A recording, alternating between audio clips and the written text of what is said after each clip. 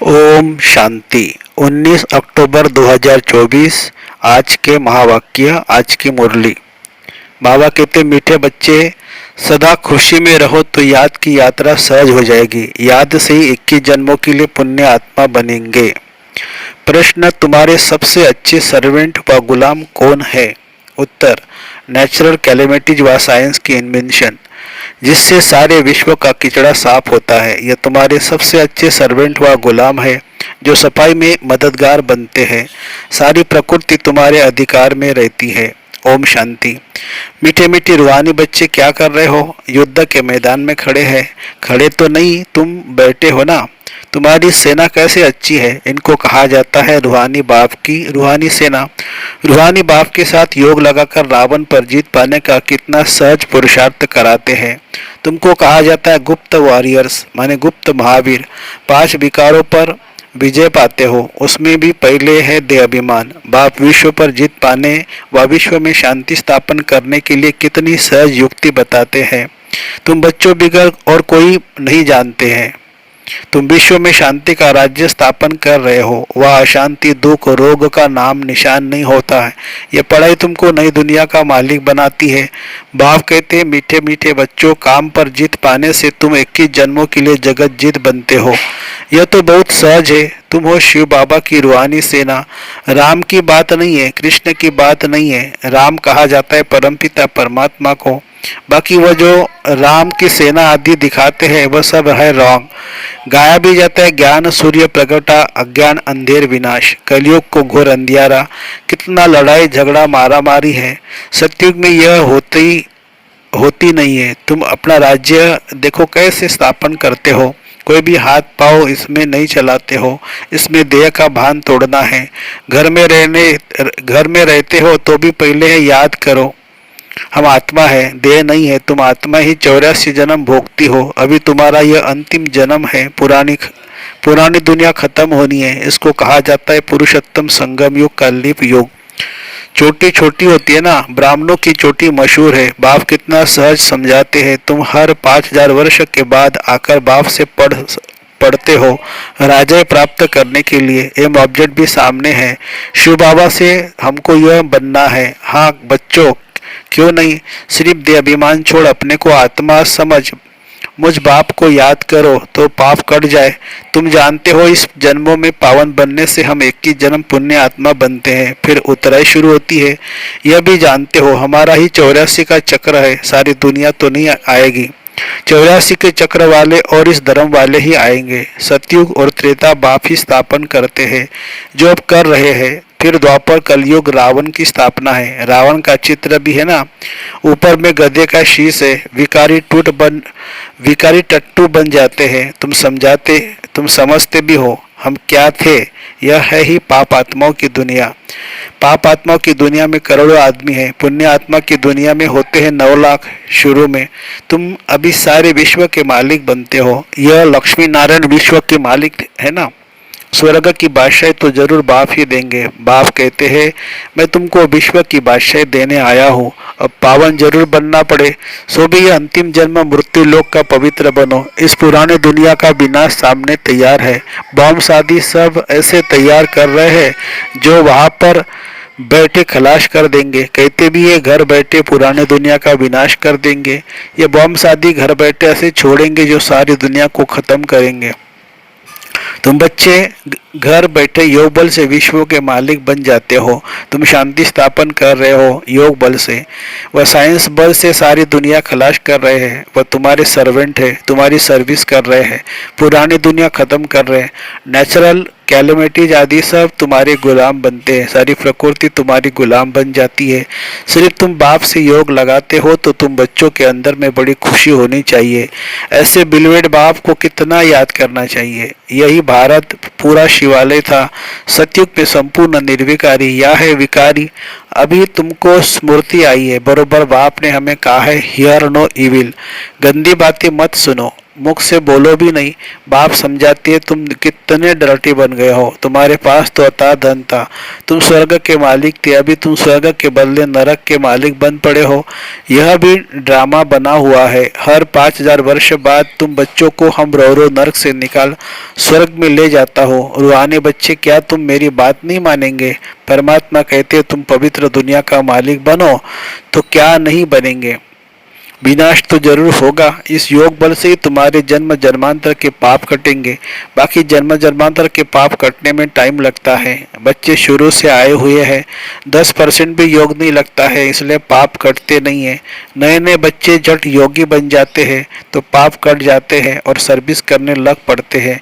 तुम बच्चे समझते हो अब हमको वापिस जाना है, बाप आया हुआ है ले जाने। पाप आत्माएं तो शांति धाम सुखधाम में जा न सके, वह तो रहती है दुखधाम में। इसलिए बाप कहते हैं मुझे याद करो तो तुम्हारे पाप भस्म हो जाए। अरे बच्चे, गुल गुल फूल बन जाओ, दैवी कुल को कलंक नहीं लगाओ। तुम भिखारी बनने के कारण कितने दुखी हो गए हो। यह भी ड्रामा का खेल बना हुआ है। पवित्र नहीं बनेंगे तो पवित्र दुनिया स्वर्ग में नहीं आएंगे। भारत स्वर्ग था, कृष्णपुरी में था, अभी नरकवासी है। तो तुम बच्चों को तो खुशी से विकारों को छोड़ना चाहिए। विष पीना फट से छोड़ना है। विष पीते पीते तुम वैकुंठ में थोड़े जा सकेंगे। अभी यह बनने के लिए तुमको पवित्र बनना है। तुम समझा सकते हो इन्होंने यह राजा कैसे प्राप्त की है। राजयोग से यह पढ़ाई है ना, जैसे बैरिस्टरी योग, सर्जन योग होता है। सर्जन से योग तो सर्जन सर्जन से योग तो सर्जन बनेंगे। यह है फिर भगवानुवाच। रथ में कैसे प्रवेश करते हैं? कहते हैं बहुत जन्मों के अंत में मैं इनमें बैठ तुम बच्चों को नॉलेज देता हूँ। जानता हूँ यह विश्व के मालिक पवित्र थे, अब पतित कंगाल बने हैं, फिर पहले नंबर में यह जाएंगे। इसमें ही प्रवेश कर तुम बच्चों को नॉलेज देते हैं। बेहद क्या बाप कहते हैं बच्चे पवित्र बनो तो तुम सदा सुखी बनेंगे। सतयुग है अमर लोग, द्वापर कलयुग है मृत्यु लोग।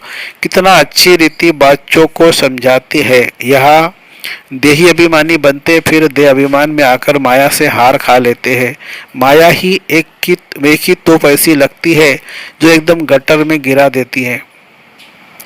माया की एक ही तो ऐसी लगती है जो एकदम गटर में गिर पड़ते हैं। बाप कहते यह गटर है, यह कोई सुख थोड़ी है। स्वर्ग तो फिर क्या। इन देवताओं की रूहानी करनी देखो कैसी है, नाम ही है स्वर्ग। तुमको स्वर्ग का मालिक बनाते हैं, फिर भी कहते हम विष जरूर पिएंगे तो स्वर्ग में आ नहीं सकेंगे। सजा भी बहुत खाएंगे। तुम बच्चों की माया से युद्ध है। दे अभिमान में आकर बहुत छी काम कराते हैं, छी काम करते हैं। समझते हमको कोई देखता थोड़ी है। क्रोध लोभ तो प्राइवेट नहीं होता है, काम में प्राइवेसी चलती है। काला मुंह करते करते तुम गोरे से सावरे बन गए तो सारी दुनिया तुम्हारे पिछाड़ी आ गई। ऐसी पति दुनिया को बदलना जरूर है। बाप कहते हैं तुमको शर्म नहीं आती है, एक जन्म के लिए पवित्र नहीं बनते हो। भगवानुवाच काम माँ शत्रु है। वास्तव में तुम स्वर्गवासी थे तो बड़े धनवान थे, बात मत पूछो। बच्चे कहते बाबा हमारे शहर में चलो, क्या कांटों के जंगल में बंदरों को देखने चलूं? तुम बच्चों को ड्रामा अनुसार सर्विस करनी ही है। गाया जाता है फादर शोज सन, बच्चों को ही जाकर सबका कल्याण करना है। बाप बच्चों को समझाते हैं ये भूलो मत, हम युद्ध के मैदान में हैं, तुम्हारी युद्ध है 5 विकारों से। यह ज्ञान मार्ग बिल्कुल अलग है। बाप कहते हैं मैं तुमको स्वर्ग का मालिक बनाता हूँ 21 जन्मों के लिए, फिर तुमको नरकवासी कौन बनाते हैं? रावण। फर्क तो देखते हैं ना। जन्म जन्मांतर तुमने भक्ति मार्ग में गुरु किए, मिला कुछ भी नहीं। इनको कहा जाता है सतगुरु। सिख लोग कहते हैं ना सतगुरु अकाल मूर्त, इनको कभी काल खाता नहीं। वह सतगुरु तो कालों का काल है। बाप कहते हैं मैं तुम सब बच्चों को कालों के पंजे से छुड़ाने आया हूँ। सतगुरु में फिर काल आता ही नहीं है, उनको अमरलोक कहा जाता है। अभी तुम श्रीमत पर अमरलोक सतयुग के मालिक बन रहे हो। तुम्हारी लड़ाई देखो कैसी है, सारी दुनिया एक दो में लड़ती झगड़ती रहती है। तुम्हारी फिर है रावण 5 विकारों के साथ युद्ध, उन पर जीत पाते हो। यह है अंतिम जन्म। बाप कहते हैं मैं गरीब निवाज हूँ, या आते ही गरीब है। साहूकारी की तो तकदीर में ही नहीं, धन के नशे में ही मगरूर रहते हैं। यह सब खत्म हो जाने वाला है, बाकी थोड़ा समय है। ड्रामा का प्लान है ना, यह इतने बॉम्ब आदि बनाए हैं, वह काम में जरूर लाने हैं। पहले तो लड़ाई बानों से, तलवारों से, बंदूकों आदि से चलती थी। अभी तो बॉम्ब्स ऐसी चीज निकली है जो घर बैठे ही खलास कर देंगे। यह चीजें कोई रखने के लिए थोड़ी ही बनाई जाती हैं। कहाँ तक रखेंगे? बाप आए हैं तो विनाश भी जरूर होना है। ड्रामा का चक्र फिरता रहता है। तुम्हारी राजाई जरूर स्थापन होनी है। ये लक्ष्मी नारायण कभी लड़ाई नहीं करते थे, बल शास्त्रों में दिखाया है असुर और देवताओं की लड़ाई हुई, वह सतयुग के वह असर कलयुग के दोनों दोनों मिलेंगे कैसे जो लड़ाई होगी। अभी तुम समझते हो हम 5 विकारों से युद्ध कर रहे हैं। इन पर जीत पाकर संपूर्ण निर्विकारी व दुनिया के मालिक बन जाते हैं। उठते बैठते बाप को याद करना है, दैवी गुण धारण करने हैं। यह बना बनाया ड्रामा है। कोई कोई के नसीब में नहीं है। योग बल हो तब ही विकर्म विनाश हो। संपूर्ण बने तब तो संपूर्ण दुनिया में आ सके। बाप भी शंख ध्वनि करते रहते हैं। उन्होंने फिर भक्ति मार्ग में शंख व तुतारी आदि बेट बनाई है। बाप तो इस मुख द्वारा समझाते हैं। यह पढ़ाई है राजयोग की, बहुत सहज पढ़ाई है। बाप को याद करो और राजाई को याद करो। बेहद के बाप को पहचानो और राजाई लो।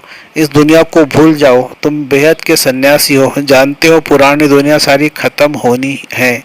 इन लक्ष्मी नारायण के राज्य में सिर्फ भारत ही था। अच्छा, मीठे मीठे सिखिलते बच्चों प्रति माता पिता बाप दादा का याद प्यार और good morning.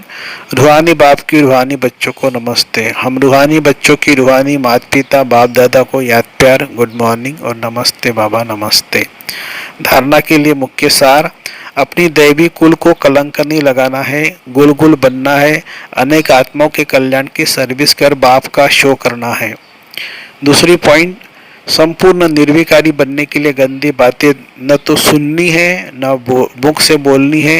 Here no evil, talk no evil. दे अभिमान के वश हो, कोई छीछी काम नहीं करने हैं। वरदान, मनमना भोग के मंत्र द्वारा मन के बंधन से छूटने वाले निर्बंधन ट्रस्टी भव। कोई भी बंधन पिंजड़ा है, पिंजड़े की मैना अब निर्बंध उड़ती पंछी बन गई। और कोई तन का बंधन भी है तो भी मन उड़ता पंछी है, क्योंकि मनमनाभव होने से मन के बंधन छूट जाते हैं। प्रवृत्ति को संभालने का भी बंधन नहीं। ट्रस्टी होकर संभालने वाले सदा निर्बंधन रहते हैं। गृहस्थी माना बोझ, बोझ वाला कभी उड़ नहीं सकता, लेकिन ट्रस्टी है तो निर्बंधन है और उड़ती कला से सेकंड में स्वीट होम पहुंच सकते हैं।